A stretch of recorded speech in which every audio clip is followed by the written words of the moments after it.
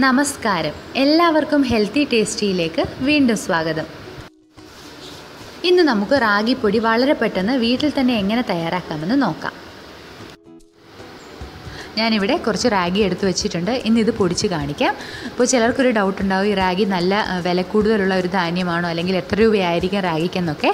അപ്പോൾ ഞാനിവിടെ വാങ്ങിച്ചിരിക്കുന്നത് കിലോയ്ക്ക് 40 രൂപ നിരക്കിലാണ്.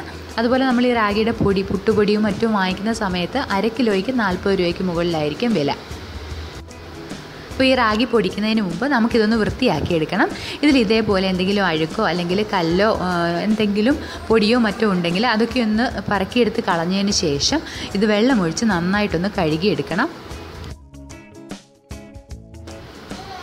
റാഗിയിലേക്ക് വെള്ളം ഒഴിച്ചൊന്ന് കഴുകുമ്പോൾ തന്നെ റാഗിയുടെ പുറമേയുള്ള കുറച്ച് തൊലി, അതുപോലെ എന്തെങ്കിലും അഴുക്കോ കരടോ ഒക്കെ ഉണ്ടെങ്കിൽ ഇതേപോലെ വെള്ളത്തിൻ്റെ കൂടെ കുറേ പോകും. ഇതുപോലെ ഒരു 3-4 തവണ നന്നായിട്ട് കഴുകിയെടുക്കണം. റാഗി നന്നായിട്ട് കഴുകിയതിന് ശേഷം അരിപ്പയിലേക്കോ മറ്റോ ഇട്ടിട്ട് അതിൻ്റെ വെള്ളം ഒന്ന് മാറ്റിയെടുക്കണം.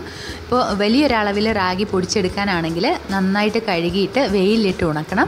അതിനുശേഷം അത് മില്ലിൽ കൊടുത്ത് പൊടിപ്പിച്ചെടുക്കാം. ഇപ്പോൾ വീട്ടിൽ പെട്ടെന്നൊരാവശ്യത്തിന് വേണ്ടിയോ അല്ലെങ്കിൽ കുറച്ചൊന്ന് പൊടിച്ച് വെക്കാൻ വേണ്ടിയാണെങ്കിൽ ഇതേപോലെ നന്നായിട്ട് കഴുകിയിട്ട് അരിപ്പയിലേക്കോ മറ്റോ ഇട്ടിട്ട് വെള്ളം ഒന്ന് മാറ്റിയെടുക്കാം. ഇനി ഇത് നമുക്കൊരു പാത്രത്തിലേക്ക് ഇട്ടിട്ട് വറുത്തെടുക്കാം. ചൂട് കട്ടിയുള്ള ഒരു പാത്രത്തിലേക്കിടാം. ചീനച്ചട്ടിയോ അതല്ലെങ്കിൽ ഉരുളിയോ ഇതുപോലെ എന്ത് കട്ടിയുള്ള പാത്രത്തിലിട്ടിട്ട് നമുക്കിത് വറുത്തെടുക്കാം. നന്നായിട്ട് ചൂടാവുമ്പോൾ തന്നെ ഇതിലുള്ള വെള്ളം എല്ലാം മാറി കിട്ടും. ഇതിപ്പോൾ നന്നായിട്ട് ചൂടായിട്ട് ഇതിൻ്റെ വെള്ളമൊക്കെ മാറിയിട്ടുണ്ട്. അപ്പോൾ ഈ സമയത്ത് ഇതൊന്ന് കഴിച്ച് നോക്കുകയാണെങ്കിൽ കുറച്ചൊന്ന് സോഫ്റ്റായിട്ടിരിക്കും. ഇത് നന്നായിട്ട് മൂത്ത് കഴിയുമ്പോൾ നല്ല ക്രിസ്പി ആയിട്ട് വരും. അപ്പോൾ അതാണ് പാകം.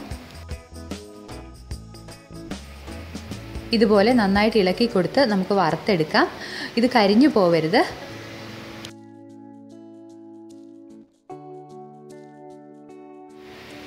ഇത് പാകത്തിന് മൂത്ത് വന്നിട്ടുണ്ട്.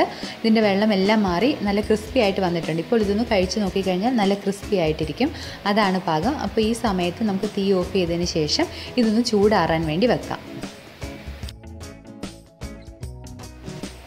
ഇനി നമുക്ക് ഈ റാഗി പൊടിച്ചെടുക്കാം. ഞാനിവിടെ മിക്സിയുടെ പൊടിക്കുന്ന ജാറാണ് എടുത്തിരിക്കുന്നത്. അപ്പോൾ അതിലിട്ടാലാണ് നന്നായിട്ട് പൊടിഞ്ഞ് കിട്ടുക.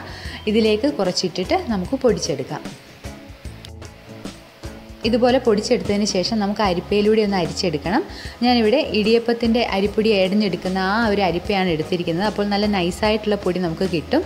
അപ്പോൾ അതിലേക്ക് ഇട്ടിട്ട് നമുക്കിതുപോലെ ഒന്ന് എടഞ്ഞെടുക്കാം. നമുക്ക് റാഗിപ്പൊടി റെഡിയായി കിട്ടിയിട്ടുണ്ട്. അപ്പോൾ ഈ പൊടി നമ്മളിങ്ങനെ മാറ്റിയതിന് ശേഷം ഏറ്റവും അവസാനം കുറച്ച് റാഗിയുടെ തരികൾ വരും. അത് നമുക്ക് വേണമെങ്കിൽ റവയുടെ ഒപ്പം ചേർത്തിട്ട് ഉപ്പുമാവ് ഉണ്ടാക്കാൻ നല്ലതാണ്, നല്ല ടേസ്റ്റാണ്. അപ്പോൾ റാഗിയുടെ ഉപ്പുമാവ് ഉണ്ടാക്കാൻ വേണ്ടിയും ഇതേപോലെ നമുക്ക് റാഗി പൊടിച്ചെടുക്കാം. പൂർണ്ണമായിട്ടങ്ങ് പൊടിച്ചെടുക്കണ്ട, കുറച്ച് തരികളോടുകൂടി ഒന്ന് പൊടിച്ചെടുക്കുകയാണെങ്കിൽ നമുക്ക് റാഗിയുടെ ഉപ്പുമാവും തയ്യാറാക്കിയെടുക്കാം. വളരെ ഈസി ആയിട്ട് ഇതേപോലെ നമുക്ക് റാഗിയുടെ പൊടി തയ്യാറാക്കി എടുക്കാൻ പറ്റും.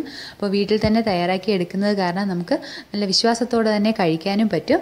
അപ്പോൾ ഇത് നല്ല വായു കടക്കാത്ത ഒരു പാത്രത്തിൽ ഇട്ട് വെക്കുകയാണെങ്കിൽ കുറേ നാൾ കേടുവരാതെ സൂക്ഷിക്കാനും പറ്റും. ഇതുപോലെ നിങ്ങളും റാഗിപ്പൊടി ഒന്ന് തയ്യാറാക്കി നോക്കുക. അപ്പോൾ മറ്റൊരു നല്ല വീഡിയോയുമായിട്ട് വീണ്ടും കാണാം. അതുവരെ എല്ലാവർക്കും നന്ദി, നമസ്കാരം.